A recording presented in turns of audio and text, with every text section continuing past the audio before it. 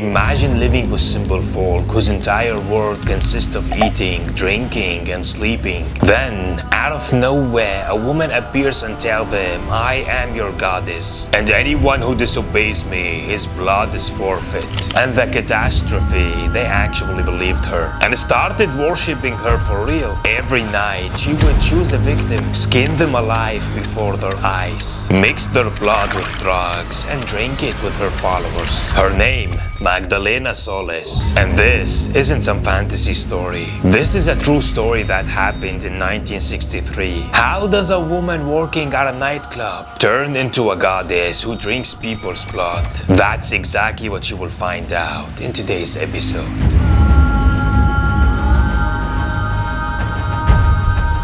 Deep in the mountains of Mexico, in a remote village called Yerba Buena, a place with no roads, no electricity, and no technology, a small tribe forgotten by the world, lived as humans had thousands of years ago. Just 50 people, none of them knew how to read or write, or even what the world outside the mountains looked like. But within this ignorance, something else was lying in wait, something demonic. Every night, the cave surrounding the village would echo with the sound of beating drums, the moans of people, and the screams of victims. The largest cave was transformed into a bloody altar, and at its center stood a woman, dressed in a red robe soaked in blood. Her hair flew widely, and her eyes gleamed with madness. Her name, Magdalena Solis. Her screams would tear through the silence. "The gods are thirsty. Who will offer their blood tonight?" The tribe would line up, silent, terrified, obedient. Every one of them knew their turn could come at any moment. No one objected, no one tried to escape, because Magdalena was not to be disobeyed. Every night she would choose one of them,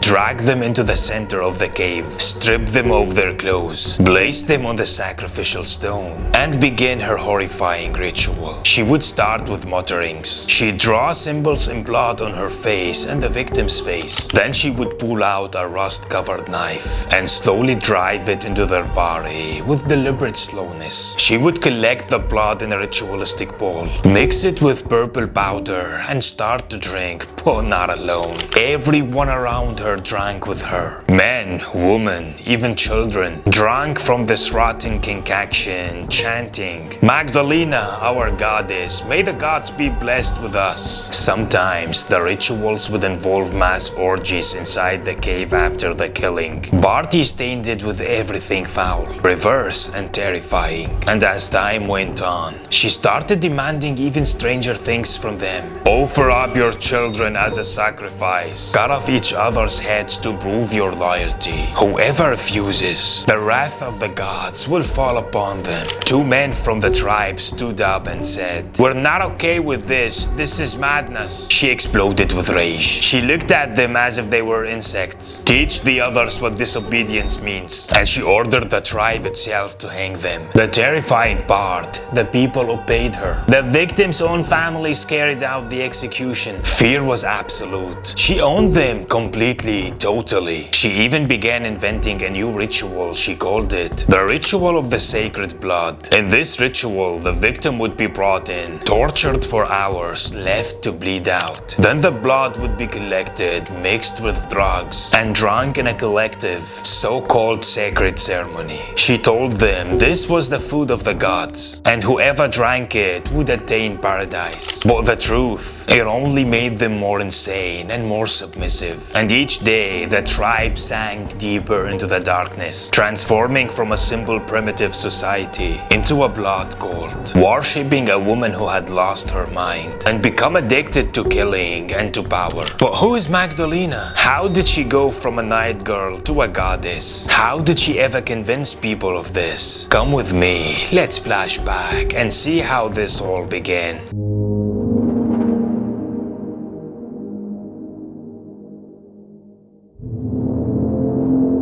before she became the goddess of blood, before she brought these people into their knees. Magdalena was just a broken young woman, living on the fringes of society. She worked at a nightclub, selling her body for a few pesos, moving between clients with no value, no purpose, no one who cared about her. But deep inside, she harbored something more profound than pain, an obsession, madness, a sick desire for control. Her diagnosis: severe paranoia and delusional disorder. She believed herself to be greater than human and perhaps a goddess. On the other side of the story, there were two men, con artists, professional swindlers who robbed people in the name of religion and ancient myths. The Hernandez brothers, Santos and Caetano. Every so often, they'd cook up a new lie, fleece people for all they were worth, and then vanish without a trace. One day, after times got tough, they sat down to brainstorm. Why don't we find a village that's completely cut off from the world? We will convince them we're prophets sent by the gods. We can't live like kings among them, and no one will ever find us out. And sure enough, they heard about a primitive tribe called Yorpapina. Simple people living in complete isolation. No electricity, no technology, nothing at all. So innocent, they didn't even know how to lie. The brothers went there, slipped into their lives effortlessly and told them,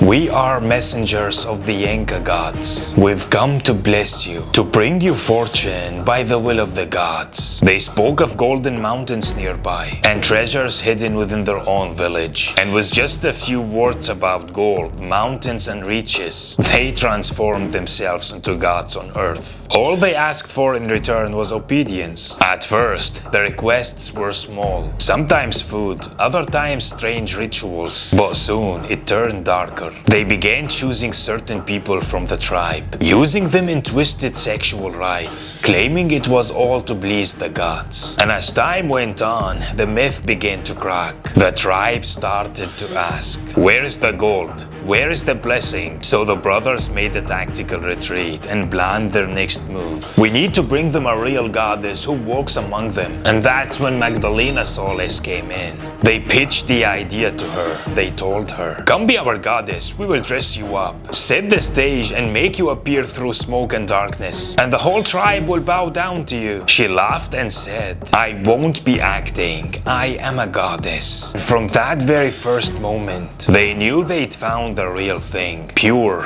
unhinged madness. They returned to the tribe after their absence and announced, "The gods are angry because you doubted us, but they're willing to forgive you. Tonight, they will appear before you in person." And that night, deep inside the cave, smoke rose, chants echoed, voices recited strange incantations. And suddenly, Magdalena emerged from the shadows, wrapped in a red robe, her face painted, her gaze deadly. She appeared as if she stepped straight out of hell. The people knelt, they believed, they feared, and they adored her. And from that moment on, she was no longer just playing a part. She had started to believe the lie, and the lie became a religion. The religion became rituals, and the rituals were blood. The rituals grew increasingly savage. Each night brought a new death. Every cave became a temple of terror. Magdalena was no longer satisfied with just blood. She began demanding children, demanding that their own mothers hand them over,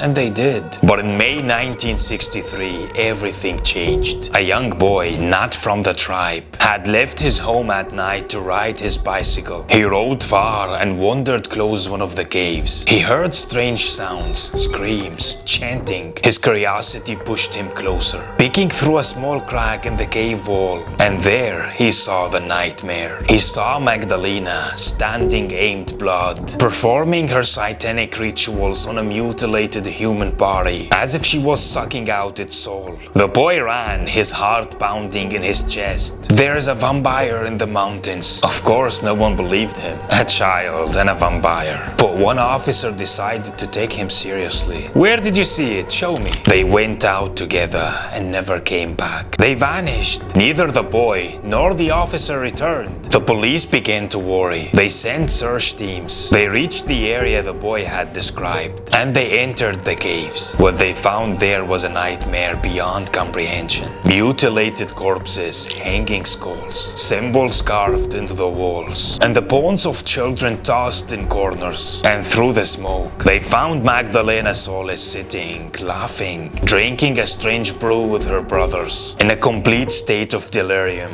And even worse, the tribe stood by silently, terrified, bowed in submission. She was arrested. One of the brothers had been killed trying to escape. As for the last brother, Gaetano, his end was gruesome. When the tribe learned he had deceived them, they tore him apart with their bare hands. But even after Magdalena was captured, the real surprise, not a single person from the tribe would testify against her. They said, "We can't, she's a goddess. She would take revenge on us." Fear ran deeper than justice. In the end, Magdalena was convicted in kidnapping and murder and sentenced to 50 years in prison.